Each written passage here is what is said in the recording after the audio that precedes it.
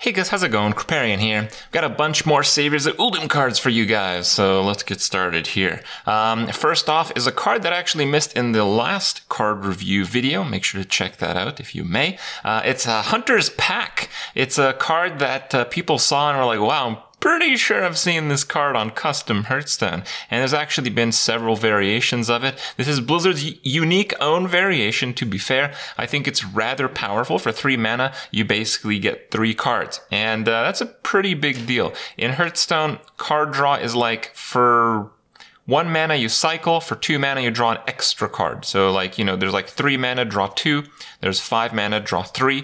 This is 3 mana, draw 3, but they're pretty random. They're not cards from your deck. Now, you get the extra card as a consequence of them being fairly random, but I think that's pretty good, because if you think about it, most beasts, hunter beasts at least, are pretty strong.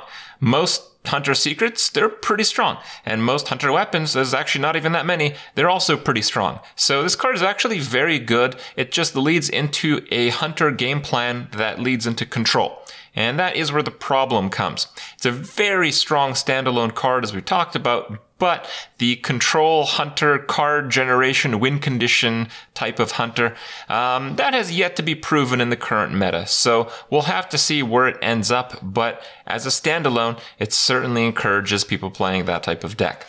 Next up, we have Diseased Vulture. So it's a pretty fair statted 4-drop. 4 cost 3/5. It's a little weak by today's standards. You're typically looking for 4 cost 3/6, but the effect is extremely powerful. If you take damage on your own turn, you get a random 3-drop. Now, it's pretty easy to take damage on your own turn playing Warlock. I think it's so powerful and so easy to do that in fact, this card is probably going to make the Zoo Warlock deck lists. Now, is Zoo Warlock going to be like tier 1 and stuff?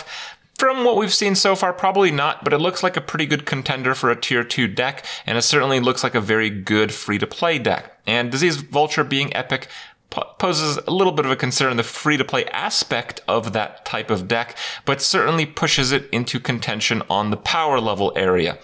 Diseased Vulture is very good. If you play this, even with like a Flame Imp, yes, I know who saves Flame Imp for turn 5, I'm aware of this. You don't always get Flame Imp on turn 1. You can't always play it on turn 3 or 4 when you have it. There's not just Flame Imp, there's a lot of Warlock cards that have self-inflicted damage, and even if you don't have any, you can just use, well, your hero power. Think of it this way. For 6 mana, so, you know, you play Diseased Vulture and you hero power, you draw a card, play a 3/5 with an imminent threat perpetual win more condition, and a random 3-drop. Is that good enough? Yeah, that is good enough. So in the worst case, this card is pretty much good enough. Just very good card all around. Next up, we have the new king of 2-drops. This is the best 2-drop Hearthstone has ever seen, Neferset Ritualist. It's a 2-mana 2/3, and if you're not familiar with 2-mana 2/3s, they have been used in even fairly competitive Hearthstone.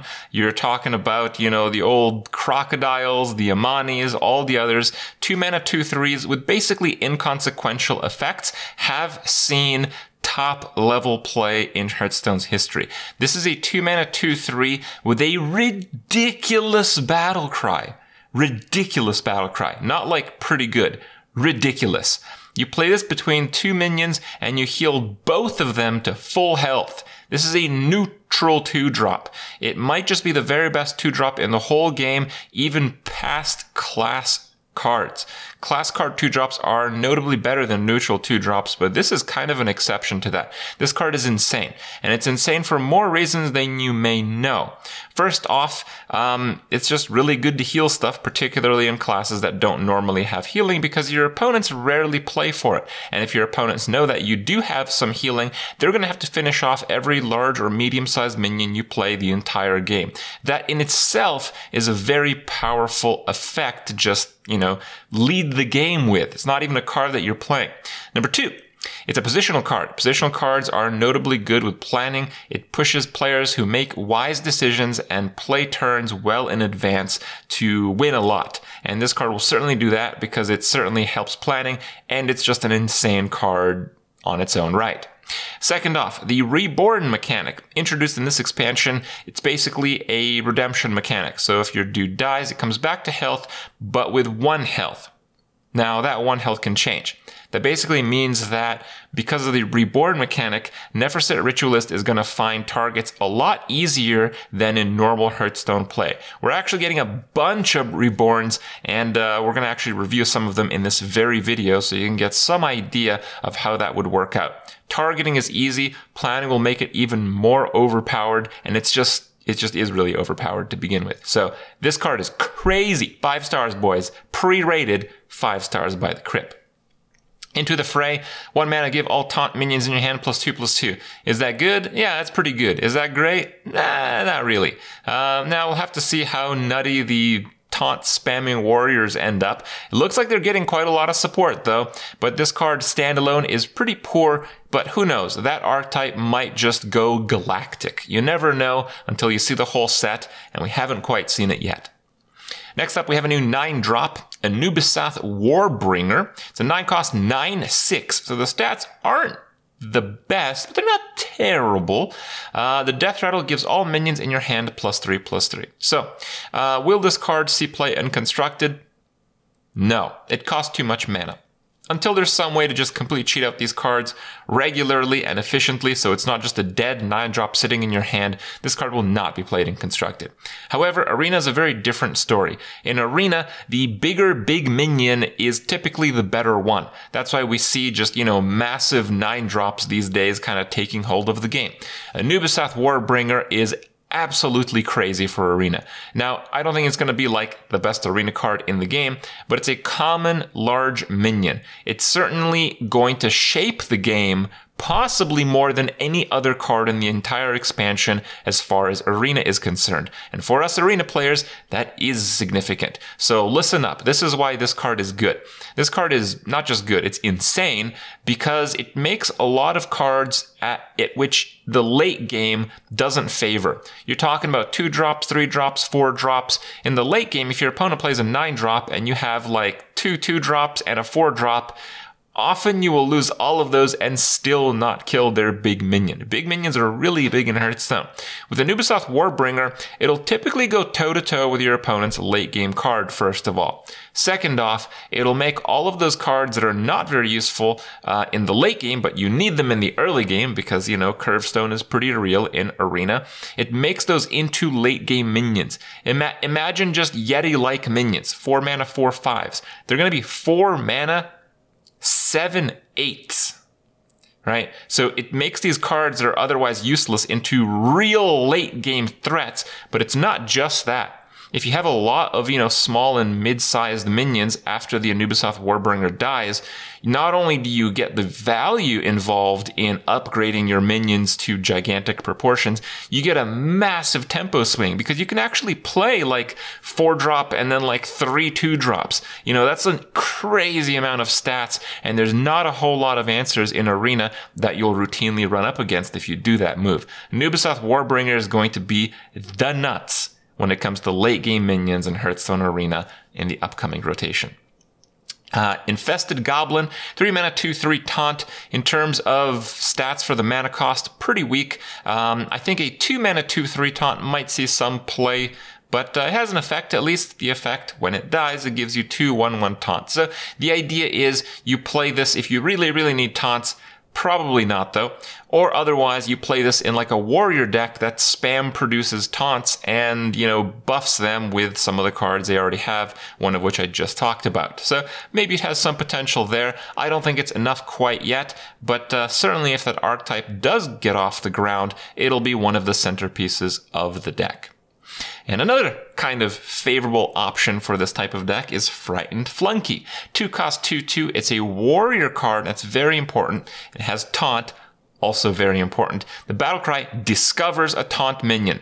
Now, we haven't really talked about discover cards in a while, but some of you old timers might know, discover is actually not an even probability of the possible options. Discover heavily favors class cards. I think it's a 400% boost. So you're going to see cards like 4 or 5 times as often that are class cards than neutral cards. Now, there are some warrior taunts, but there's not that many class warrior taunts. except this guy. So the chance that you play Frightened Flunky and you get another Frightened Flunky is relatively high. You'd probably be surprised just how high it is until you play it. So with that consideration, the card's actually really good. Spamming taunts and typically ending in like, some, huge taunt or huge power play taunt minion, plus the fact that it synergizes with the buff your taunts in hand type of cards. This is very solid card.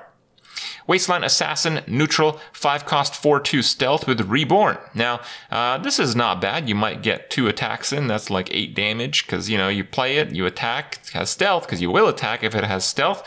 And then it dies, but it doesn't die. It gets Reborn with 1 health. So, the chance that it stays alive at 2 health and then 1 health, maybe not so high against some decks, but maybe it'll work out. It's a very interesting card. It's a card that you first look at it, you think it's terrible because we have 3 mana, 4/2 stealths. But the fact that you get 2 on 1 card back to back kind of makes you wonder. Maybe there is some potential here. I think there might be some potential here, and I think at the very least it's going to be a pretty solid arena card.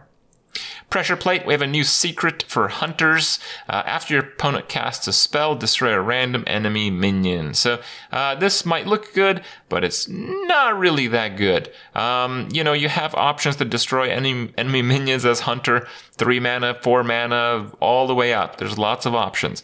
Doing it for 2, but having it randomized on your opponent's control? Yeah, I don't know. You can't call it a bad card, but it's certainly not one of the front runner secrets for Hunter. And Hunter has some pretty decent secrets already. High Priest Ahmet. This is the new Priest legendary minion, and oh boy, is it an exciting one. So it's a 4-cost 2/7, a very unusual stat line, and whenever you summon a minion, you set its health equal to this minion. So this minion starts with 7 health, but if it gets injured, it can have less. If it gets buffed, it can have more. So let's talk about the base card as it is. 4 mana, 2/7. Is that good? It's not great, but it's not bad. Let's talk about it. So what is premium these days? Premium these days is a 4 mana 3/6. That is still very good, very solid stats. Anything more than that is crazy. And this is a 4 mana 2/7. So 1 less attack, 1 more health.